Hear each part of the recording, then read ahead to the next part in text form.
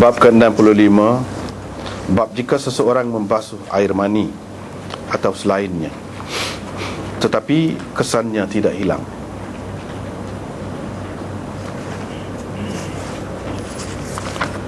Imam Bukhari dengan sanadnya meriwayatkan daripada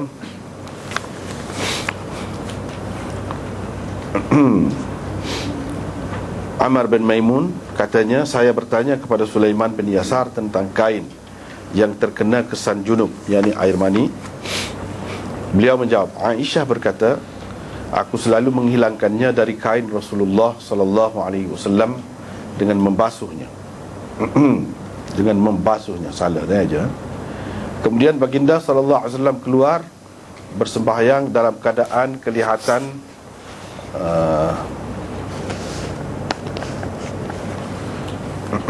bekas basuhan itu, yaitu dalam bentuk tumpukan air. Dengan sanadnya Imam Bukhari meriwayatkan daripada Sulaiman bin Yasar daripada Aisyah bahawa beliau sering membasuh air mani pada kain Nabi SAW. Kemudian saya nampak ada padanya satu tumpukan ataupun beberapa tumpukan.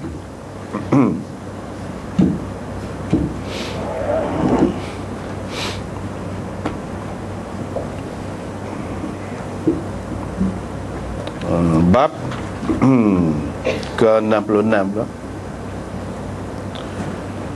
Bab abwalil ibil, bab air kencing unta dan binatang-binatang lain, air kencing kambing dan kandang kambing. Abu Musa bersembahyang di Dar al-Barid dan di tempat-tempat yang ada tahi binatang, sedangkan tanah lapang ada di sebelahnya, yakni yang tidak terkena air kencing dan tahi binatang, ada di sebelahnya.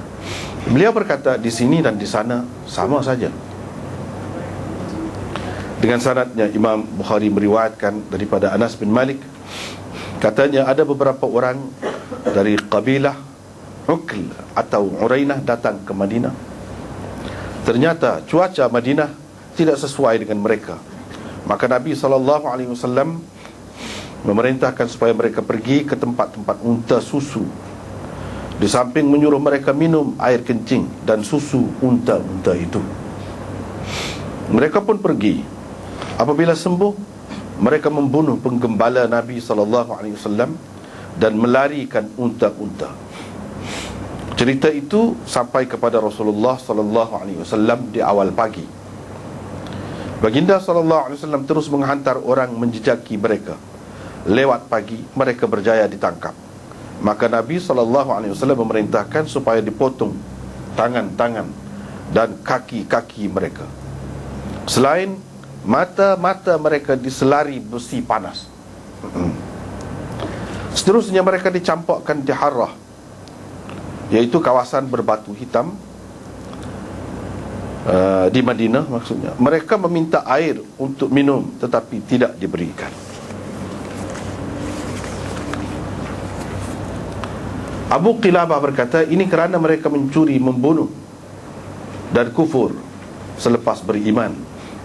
Mereka juga telah memerangi Allah dan Rasul-Nya. Dengan sanadnya Imam Bukhari beriwayatkan daripada Anas, katanya Nabi SAW bersembahyang sebelum dibina masjidnya di kandang kambing. Nah, kita tengok semula.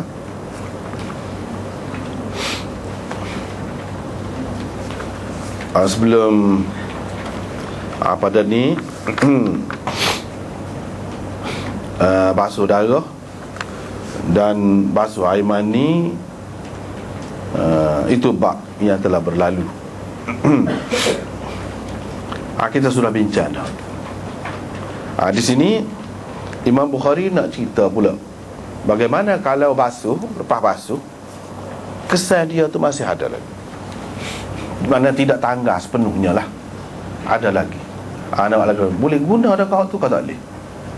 Itu dia nak cerita. Dan ini bukan khusus sekadar air mani saja. Imam Bukhari sebut au ghairaha, Bab apabila seseorang membasuh air mani atau selainnya. Bukan hukum air mani saja, mana hukum najis lah nak ayatnya, hukum najis.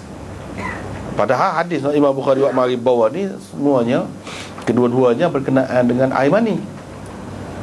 Imam Bukhari qiyas dengan air mani. Artinya dalam fiqh Imam Bukhari ni dia pakai qiyas. Dia pakai qiyas. Sebabnya hadis di bawah ni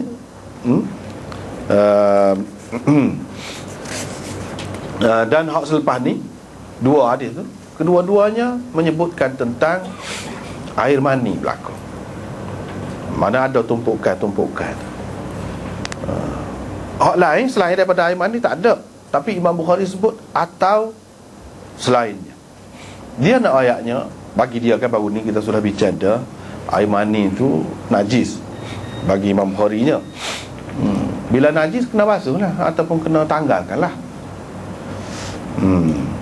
Sekarang ni kalau najis lain lagu mana? Dia nak ayat lagu ni lah juga, sumpah ni lah juga. Najis lain pun gitu. Imam Bukhari nak ajar kita tidak semestinya ada dalam sesuatu hadis tu semua perkara kita boleh faham daripada hadis tu. Gapo dia? Air mani ni najis. Hak najis ni kena basuh. Maka hak lain-lain pun najis lagu tu lah juga keadaannya. Tu dia kias, dia pakai kias. Tapi apabila basuh sana ni tidak hilang kesan dia tu. Tidak hilang. Maknanya masih ada lagi lah nampak. Ataupun sikit-sikit bau lagi. Payah nak tanggal sana. Sikit-sikit bau lagi. Hak semoleknya tanggal betul lah. Tak ada bau apa ni, warna dia tak ada. Terutamanya macam zaman kita ni banyak kemudahan kan, alat bahan pencuci tu banyak. Boleh tanggal, hak berat-berat pun boleh tanggal kita kata. Ni kalau tak ada keadaan tu, susah nak tanggal. Macam mana? Kitanya tak ada kain lain dah. Bolehkah tidak nak pakai kain itu buat sembahyang? Kalau tidak nak buat sembahyang boleh. Nak pergi mari, nak pergi menanam, kau bercucuk tanah tak apa, nak pakai ada najis pun tak apa. Ni cerita nak sembahyang ni. Perlu kepada hak suci. Bila perlu kepada hak suci, kena basuh. Bila basuh ada lagi bekas dia. Bekas itu Imam Bukhari nak ayat dimaafkan. Dimaafkan. Tak apa. Ada sikit sebanyak tu, tak tanggal juga tak apa. Tu je dia nak ayat. Asas hak dia nak ayatnya. Kalau kita perhati kepada hadis ini kan, ni kan dia ayat